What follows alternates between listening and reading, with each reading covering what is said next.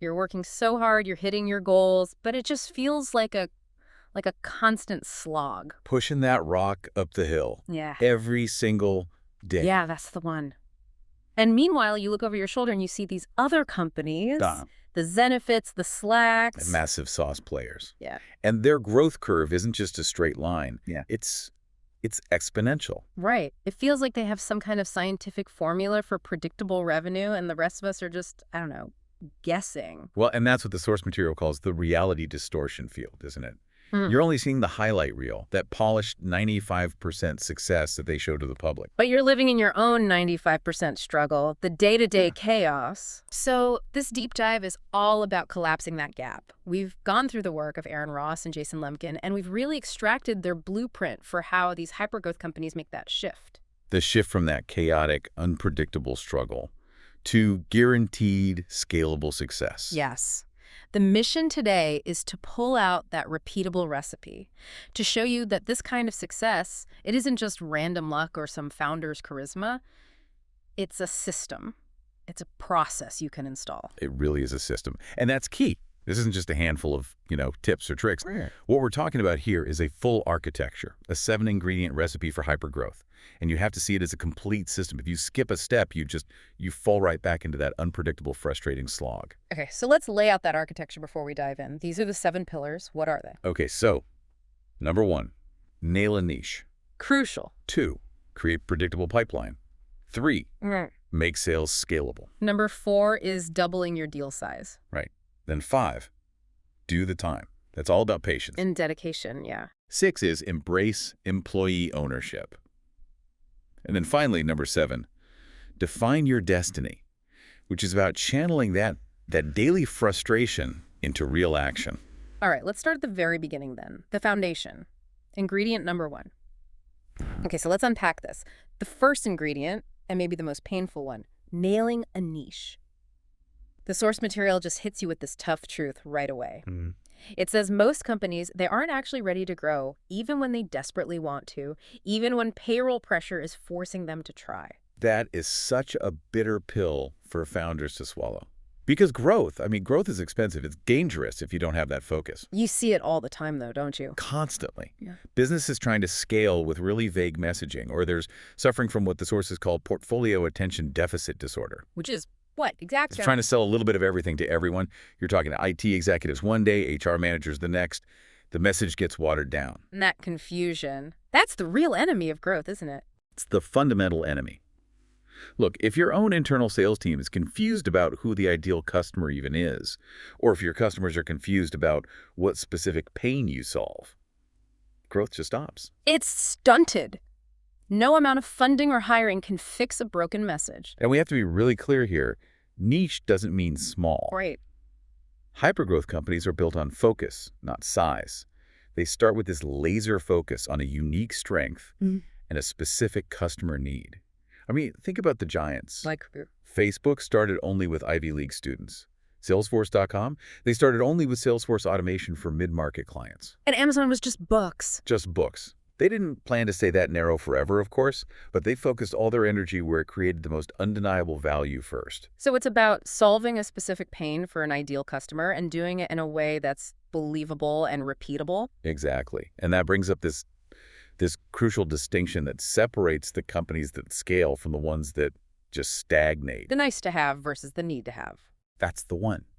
And being honest about where your product falls on that spectrum is. It's essential for any kind of critical thinking about your business. So what's a clear sign you're stuck in that nice to have category? The big red flag. Everyone you show the product to says, well, that's cool. Interesting tech. But nobody writes a check. Nobody pulls out their budget. Consumers, they'll buy what they want, a new gadget, a luxury item. But businesses, especially in B2B, they buy what they absolutely need to solve a major problem. Right. So a marketing director might want a beautiful, flashy website. That's the nice to have. But what they need is a website that consistently converts visitors into qualified leads. A VP of sales might want great team culture, but they buy accurate sales forecasts. They buy a predictable flow of new opportunities. At the end of the day, you have to be able to sell money. And what does that mean, selling money? It means you have to quantify the financial benefit. You have to prove convincingly, that your product will help a customer do one of four things: make more money, spend less money, Reduce the risk of losing money. or stay compliant to avoid fines. Right. If your pitch is too abstract, we increase synergy or we boost team morale, you haven't solved a clear financial need. You have to find what money means in their mind. Is it a higher close rate? Is it less churn? Faster time to market? Yes, all of that. Aaron Ross's personal story is a perfect example of this.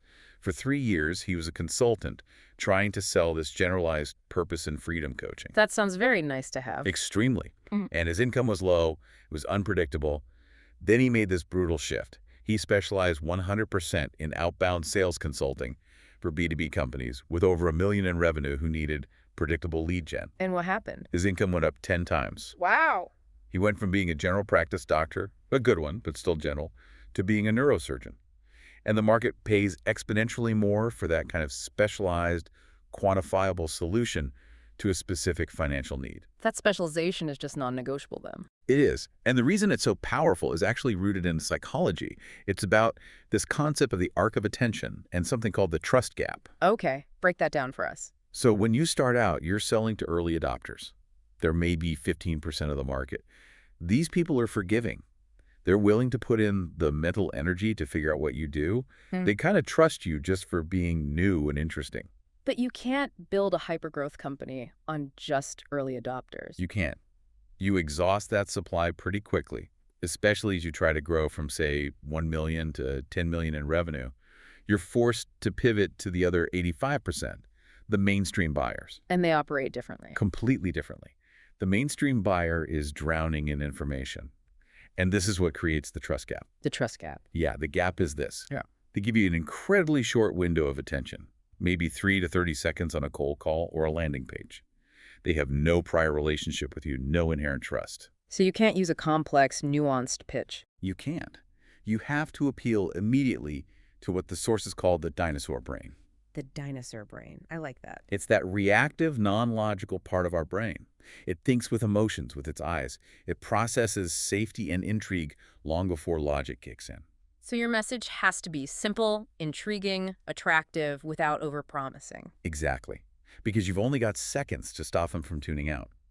If your message is vague or too high level, that dinosaur brain just filters it out. It's only asking one question: does this solve my immediate pain? Simplicity and directness win.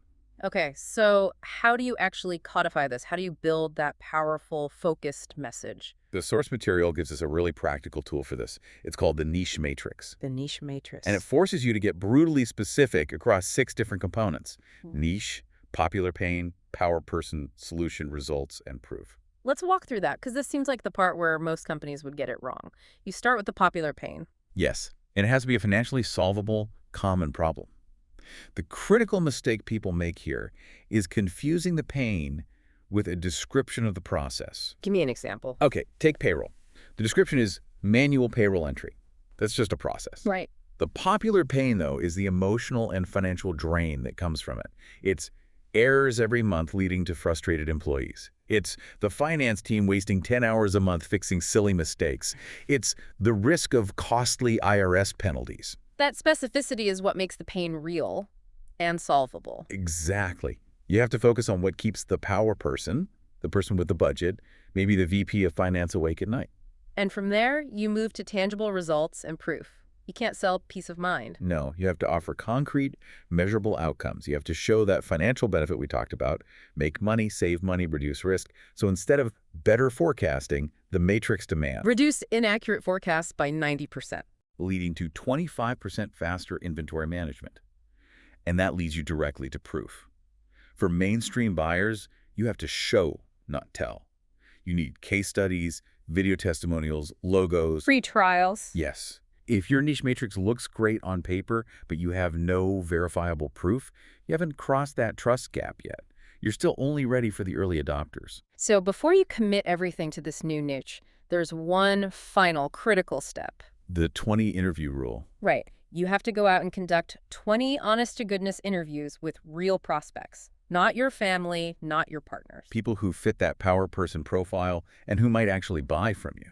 And you have to go in looking for brutal, honest feedback. And the sources say that lukewarm feedback is actually worse than negative feedback. Far worse. Negative feedback gives you clear, actionable direction. Your price is too high. This feature is useless. But lukewarm feedback, yeah, it's kind of interesting. Maybe I'll look at it later. That's just a polite no. You have to use these interviews to force key changes.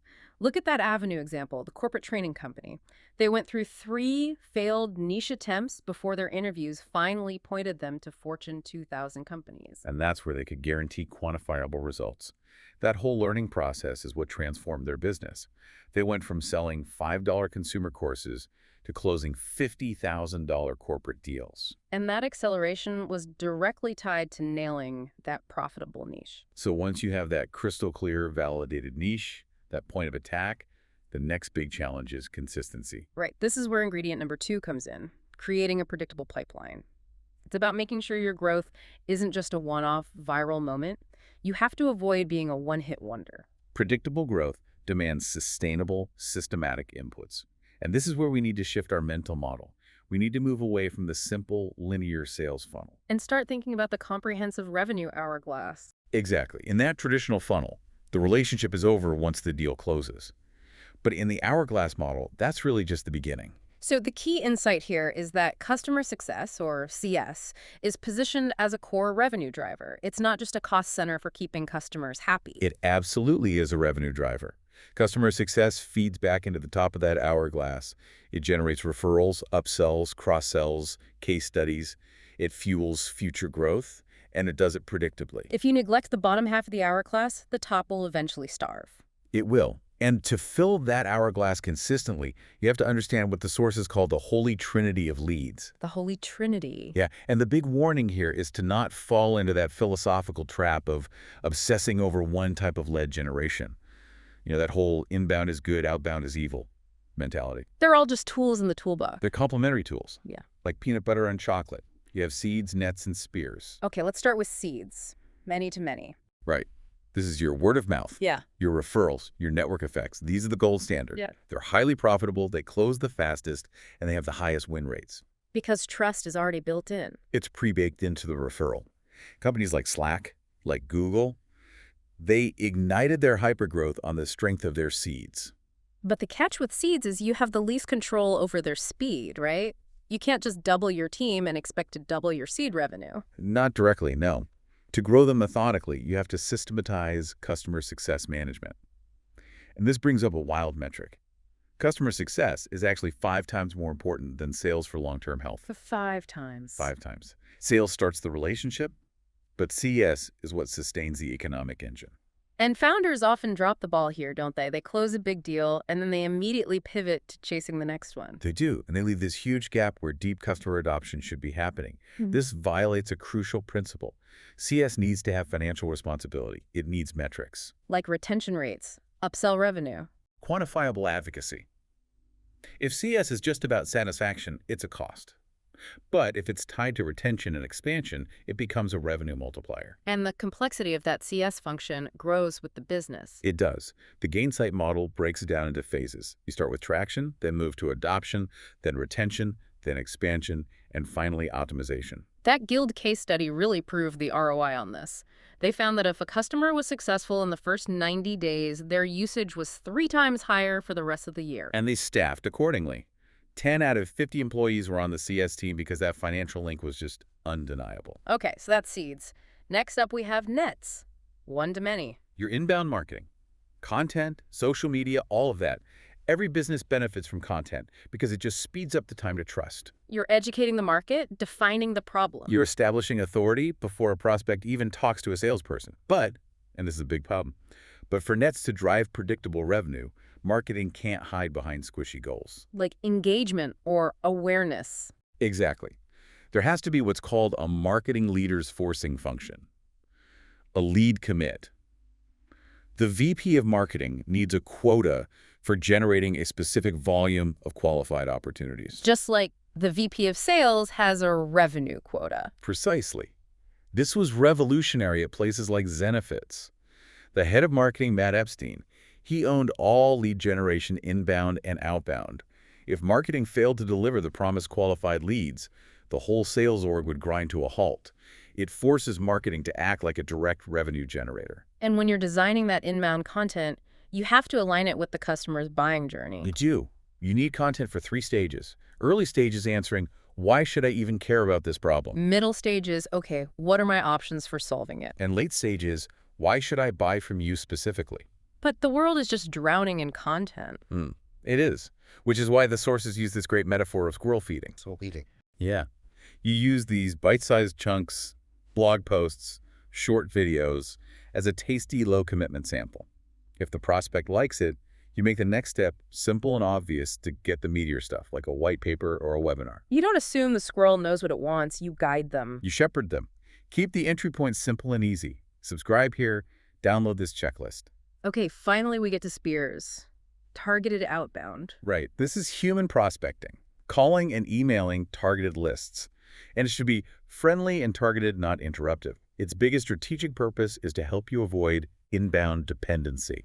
What's that? It's when your sales team only relies on inbound leads. When that lead flow slows down, they become reactive and helpless. Outbound prospecting forces an entrepreneurial mindset. Go make it happen. It does. And it has huge advantages. It's easier to double your results by just doubling the prospecting team. And the deal sizes are typically 3 to 10 times larger because you're specifically targeting bigger fish. And here's the advantage I think gets overlooked. Outbound leads face way less competition. So much less. If a customer downloads your white paper, they're probably talking to 4 or 5 of your competitors at the same time. But if you initiate contact with a targeted outbound message, you're often the first and maybe the only solution they're seriously considering. Which leads to higher win rates. Yeah. And this is the whole foundation of the predictable revenue model, specializing your sales roles. Prospectors only prospect.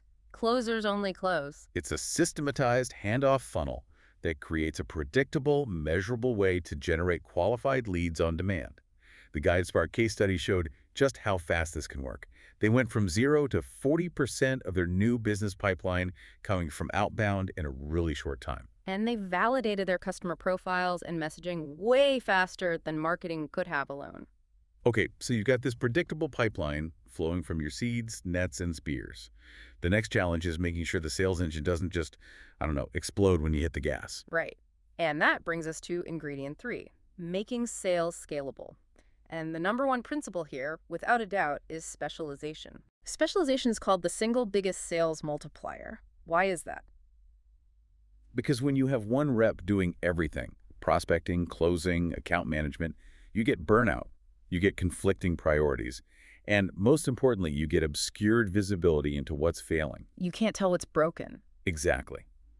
When sales stall, is it because the reps are bad at prospecting? Are they weak at closing? Or is the product messaging just wrong? You have no idea. I hear founders push back on this, though. They say, we're a small team, we can't afford to specialize. And the sources are really clear on this. Right. Even a small team can specialize time blocks on a calendar. The point is dedicating focused energy to each critical activity. That Clio case study is a perfect example of this scaling pain, isn't it? It's a fantastic one. They had 18 generalized reps, and their growth just hit this painful wall. They were chasing everything and nothing at the same time. So they completely transformed the team. A total transformation. They moved those 18 generalists into 3 specialized teams. You had prospectors who only focused on getting initial meetings with big law firms. You had closers for the deals, and an engagement team for the smaller maintenance-type deals. And that specialization allowed them to go after bigger, more complex deals in a predictable way. And it made them more collaborative. But scaling isn't just about team structure. It's about leadership. You need different types of leaders at different revenue milestones. And hiring the wrong VP of sales at the wrong time can be catastrophic. It's maybe the fastest way to destroy months of progress. The sources lay out 4 distinct archetypes of sales leadership. Okay, let's go through them. So from 0 to $1 million, you have type 1, the evangelist. This is usually the founder. They're driven by passion, selling the vision by sheer force of will. Their job is just to find the first few paying customers. Right. Then, from 1 to 10 million, you need type 2, Mr. Make It Repeatable. This person is all about process. All about process, implementing specialization, setting up the CRM, writing the sales playbook, and hiring the first few reps who can actually follow that system. So once that system is humming, you need another shift. You do. From 10 to 40 million, you need type 3, Mrs. Go Big. Yeah. This leader focuses on expansion, formalizing training, and building out that middle management layer. The first sales managers. Exactly. They're moving from a good process to a great organizational structure. And then finally, from 40 million to over 100 million, you need type 4, Mr. Dashboards. This person manages managers. Yes.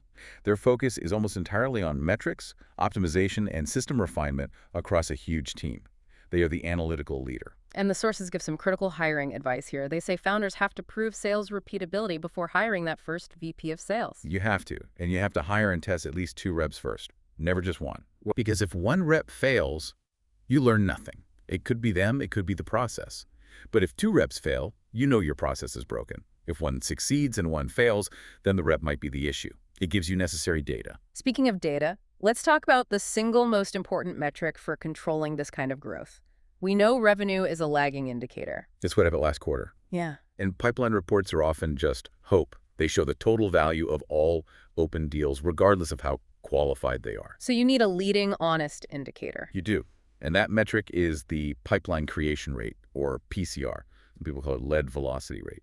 And what does PCR track? It tracks the month-over-month growth of new qualified pipeline. It's a pure velocity metric. It's not tracking dollars that might close someday. It's tracking the dollars of brand new validated pipeline being created this month versus last month. So if you created $1 million in new pipeline last month and 1.1 million this month, your PCR is growing at 10%. Exactly. And that metric clearly, mathematically, predicts your future revenue.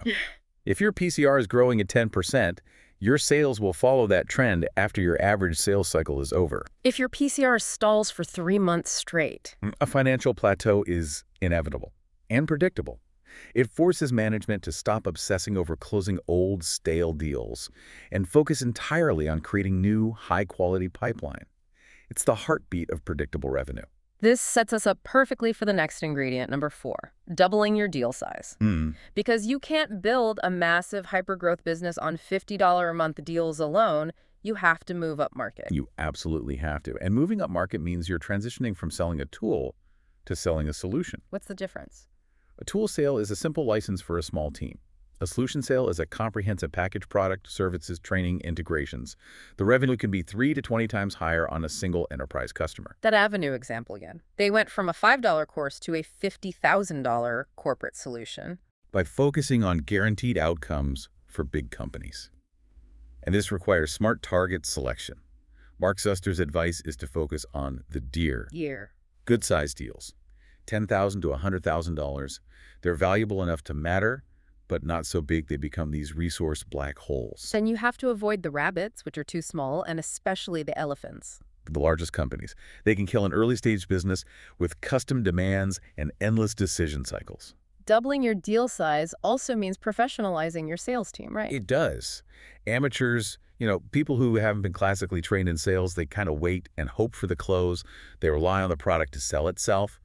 Professionals are experts at asking for the close, at guiding the customer through their complex internal buying process. And the sources estimate that putting a true sales pro on a lead can increase the revenue from that lead by 300%. Because they know how to structure and close those large, complex deals. And for SaaS companies that started with a self-service model, there's one critical move they have to make. Adding a top pricing tier. Yes, because self-service businesses have brutal monthly churn, sometimes up to 4%. That means you have to replenish half your entire customer base every single year just to stay flat. It's an unsustainable model for hypergrowth. It is. But adding a team edition or an enterprise edition, even for a team of just 5, it fundamentally changes the economics. The customer lifetime value, the LTV, for a multi-seat edition can be 20 to 30 times higher than a single seat. Because the churn is way lower and the deal size is bigger. And that layer of predictable, sticky revenue is essential for true acceleration. Okay, so we've built the system, we've focused the niche, we've created the predictable flow. Now we have to talk about the mindset that's required for the long haul. This section covers the reality checks on patience and motivation. Ingredient 5, do the time. The truth is, growth is not a straight line. And that is the brutal reality that just crushes so many founders. We see the journey in our heads as this clean, rising curve of hope. But the reality is this fluctuating line. It trends up, but it's way longer and more volatile than we expect. How long are we talking?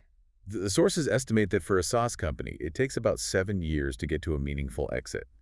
For most businesses, it's 5 to 9 years to really make it, to get to that point where things feel predictable and you're not constantly worried about collapse. And they really hammer home this idea of the 24-month commitment for a SaaS company. You have to commit to that. You need 9 to 12 months just to refine the product, and then another 6 to 12 to get real revenue and test your predictability model. So expecting miracles in 12 months is just setting yourself up for failure. It guarantees failure and quitting. You have to commit to 2 years of relentless effort before you can even judge if the system is working. And almost all successful founders talk about having a year of hell. They do. It's that phase where money is going out, leads are coming in, but nothing is clicking into scalable, predictable revenue. David Barrett from EchoSign had a dramatic one in 2008. The team was working 100-hour weeks, but the business just wasn't responding. You just need patience and dedication to get through that to the reignition phase. You do. The underlying philosophy here is that comfort is the enemy of growth. If you hit a plateau, comfort is almost always the reason. And a drastic, painful change is required to get back on that path. And this whole psychological challenge is made worse by what the sources call the anxiety economy. Yeah, we're just overwhelmed. New technologies, endless communication, and that reality distortion field we mentioned. Seeing only the effortless success stories of others on social media. It creates this intense anxiety and uncertainty, founder burnout, depression. Yeah. It's because their reality doesn't match the advertised reality of their peers. So the only sustainable way through that internal slog, through the anxiety and the nonlinear growth, is to channel that frustration into disciplined action. And this is where we get the concept of forcing functions. Yes, these are external, public, and absolutely inescapable deadlines. I love this idea because it shifts the control. The formula for a forcing function is so simple. Announce to others a specific outcome by a specific date. It's merciless. You don't just plan to improve your niche messaging. You announce a webinar on October 1st, where you will present the new messaging to the world. And the panic that creates is what drives the progress. It is. You schedule the CEO breakfast before you've confirmed the talking points. You sign up for the marathon before you've trained. You announce the product launch date before the code is done. That external public deadline creates an inescapable pressure. It forces you to make decisions and learn as you go. It prevents the planning phase from becoming this endless comfort blanket.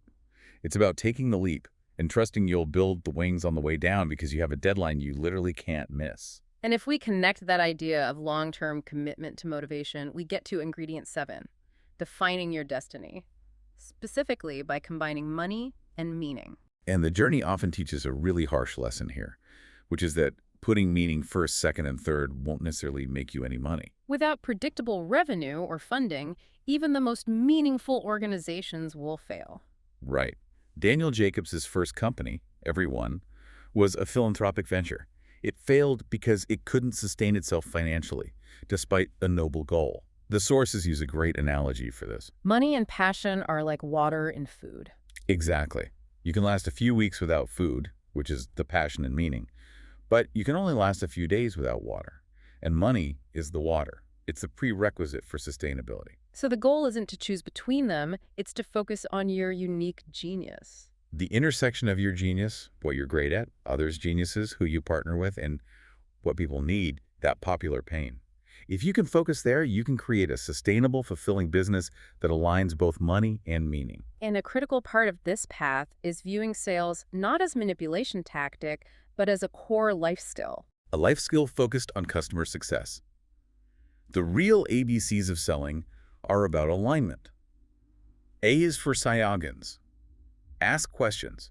Listen twice as much as you talk. B is be honest about your story, your passion, and whether you're actually a fit. And C is for customer success. Guide them to what's best for them, even if they're resistant. A serious buyer will partner with you to figure it out. A tire kicker will run as soon as the questions get hard. That focus on systems and honesty has to extend into the company culture if you're going to scale. And that brings us to ingredient 6. Embrace employee ownership. This is about scaling initiative, not just tasks. The crucial distinction here is between renting employees and owning employees. Okay, what's the difference? Renting employees are trapped by routine. They do the bare minimum. They wait to be told what to do. Owning employees take initiative beyond their job description. They act like owners who don't need a manager breathing down their neck. So the goal is to create functional ownership. Exactly. And this is more than just delegation. Delegation is telling someone to manage a task. Functional ownership means a single person clearly and publicly owns a specific, measurable slice of how the business works. Whether it's the website's conversion rate, the product roadmap for Q3, or the execution of the niche program. Right. And for this to actually work, you need four things. First, a clear single owner.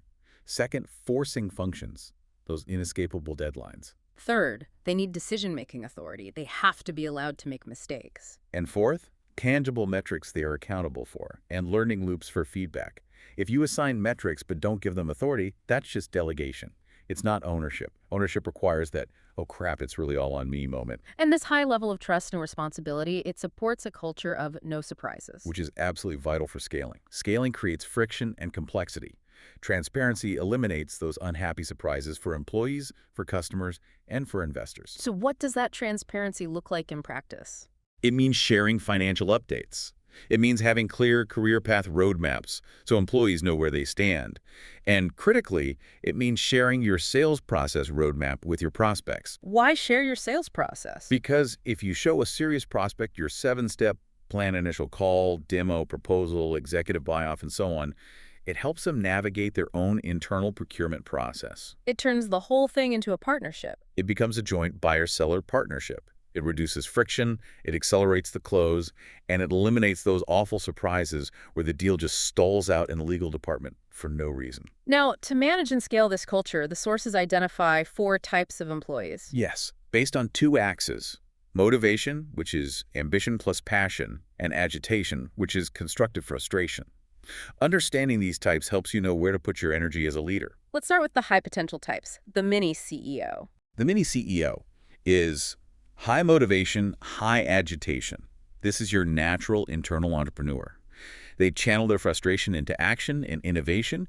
You give them a big challenge, you give them functional ownership, and you get out of their way. Okay, then you have the careerist. The careerist is high motivation, but low agitation.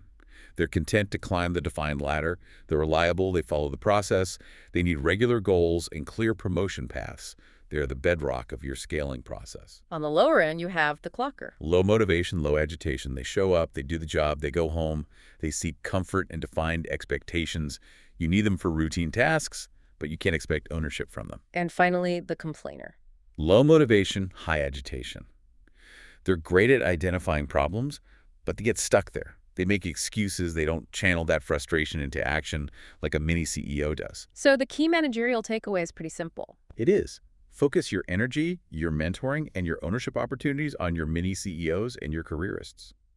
Trying to force a clocker or a complainer into an ownership mindset is a massive waste of time. And central to all of this, from the niche to the culture, is this one final principle: truth equals money. Honesty is a business necessity. It builds trust. It accelerates sales cycles. You have to embrace the uncomfortable truth. Like admitting a high-profile project is failing. Or that your product isn't actually ready for the enterprise market yet. Avoiding those painful, embarrassing truths makes scaling impossible. The best form of marketing, sales, and management is just the truth. And this includes not being too nice in sales, which is just self-sabotage. It is. It's so tempting to hold on to false hope when a prospect says something polite like, send me more information, or call me back next quarter. You have to ask the hard questions about budget, about their buying process, about deadlines. Ask them in a friendly, curious way, but you have to ask them until you know for sure if the deal can move forward, or if you should walk away and focus on better pipeline. A serious buyer will help you figure it out. Holding on to false hope is just a waste of your time. And that transparency, it builds the internal trust you need to get through the rough patches. If your best salespeople are quitting, you have to be honest about the underlying management problem. Avoiding that truth will cost you millions. Absolutely. So we've covered the whole architecture: nailing a niche, predictable pipeline, making sales scalable, doubling deal size, doing the time, employee ownership, and defining your destiny. The level of detail here really confirms it. Hypergrowth isn't luck. It's a system you build piece by piece. The overarching message is just so clear. It's not about a single skill or a perfect product. It's about a relentless pursuit of repeatability and having the tough mindset to endure that nonlinear growth. It's specialization, defining your targets, and constantly building trust through results and honesty. That's it. So what does this all mean for you listening right now? If we look back at doing the time and defining your destiny, it all really hinges on one powerful mechanism. The forcing function. Exactly.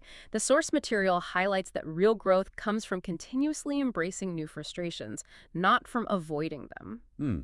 If you aren't failing or frustrated or disappointed about something almost every single day, you are too comfortable. Your systems have hit a plateau. The most powerful way to drive growth in yourself and in your company is to develop a relentless, personalized system of these forcing functions, these public, inescapable deadlines that force you to clarify, build, and execute. To get out of that endless planning phase. So that's the challenge we'll leave you with today.